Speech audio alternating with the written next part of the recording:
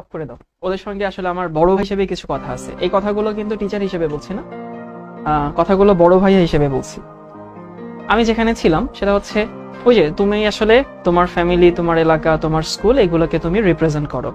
মানে তুমি ভালো কিছু বললে তোমার ফ্যামিলি, তোমার এলাকা বললে তোমার ফ্যামিলি, তোমার এলাকা এগুলো সম্পর্কে মানুষ ভালো ধারণা নিবে, উল্টা বললে উল্টাটা, বুঝছো?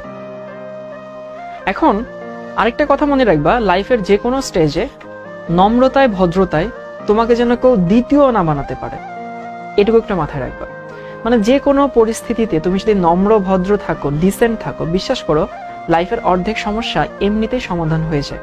একটা উদাহরণ দিতে গেছিলাম, তখন স্ক্রিন ফ্রিজ হয়ে গেছিল। ধরো এই যে তোমাদের আমি এখানে ক্লাস নিচ্ছি, আমার ফোনে অনেক মিসড কল উঠে থাকে। ক্লাস শেষে আমি তাদেরকে কল ব্যাক করি।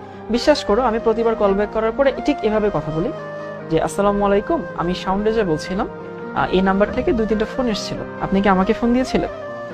আমি সবসময় এই কথাটাই বলি, কিন্তু অন্যভাবেও বলা যায়। যেমন আমি তাকে ফোন দিয়ে বললাম যে হচ্ছে কে বলছেন, তখন সে আমাকে জিজ্ঞেস করলো যে ভাই আমি অমুক বলছি, আপনি কি বলছেন? আমি তখন বলতেই পারি ওই মিয়া, আপনি আমারে ফোন দিয়েছেন, আপনি জানেন না আপনি কারে ফোন দিচ্ছেন? এই যে এটা কিন্তু আসলে দিন শেষে নম্রতা ভদ্রতা হইল না। সো তোমার পড়াশোনার বিষয়ে, পড়াশোনার বাইরে হোক, স্কুলে হোক, বন্ধুর সাথে হোক, টিচারদের সাথে হোক, বড়দের সাথে হোক, ইভেন ছোটদের সাথে হোক, তুমি যদি নম্র ভদ্র থাকো তোমার লাইফের অর্ধেক সমস্যা নাই হয়ে যাবে। এবং এটা সবসময় মাথায় রাখবা। বিশ্বাস করো আমি তোমার টিচার হিসেবে বলছি না, বড় ভাই হিসেবে বলছি। আমি আমার ছোট ভাইকেও এটা বলি যে লাইফে সত্যি কথা বলা আর নম্র ভদ্র থাকা যে কোনো পরিস্থিতিতে, যে কোনো পরিস্থিতি। অনেকে বলতে পারো ভাই অনেক সময় নম্র ভদ্র থাকলে মানুষ এটাকে দুর্বলতা মনে করে, মানুষ এটাকে উইকনেস মনে করে, সেটাকে কাজে লাগায়।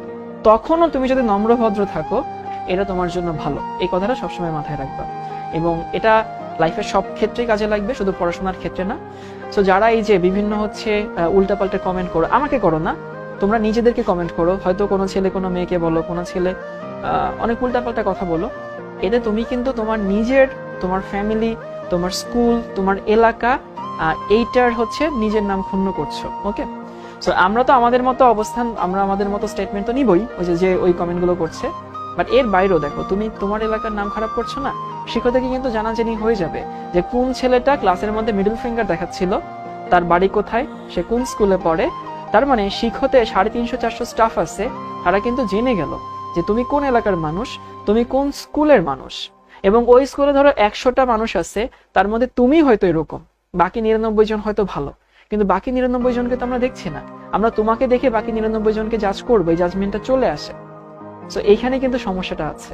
সো তোমার দায়িত্ব কিন্তু তোমার একলা না, তুমি অনেক মানুষকে একসাথে প্রতিনিধিত্ব করো, এইটুকু সবসময় মাথায় রাখবা।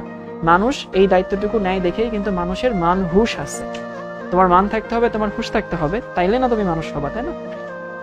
আমরা আমাদের যে হচ্ছে জৈবিক কার্যাবলী, এটা তো আমাদেরও হয়, গরু ছাগলেরও হয়, অন্যান্য প্রাণীরও হয়, কিন্তু আমাদের চিন্তা ভাবনা আছে, আমাদের বিবেক আছে, আমাদের মান আছে, আমাদের হুঁশ আছে। That's why we are human. So এইটুকু একটু মাথায় রাখতে হবে, বুঝছো?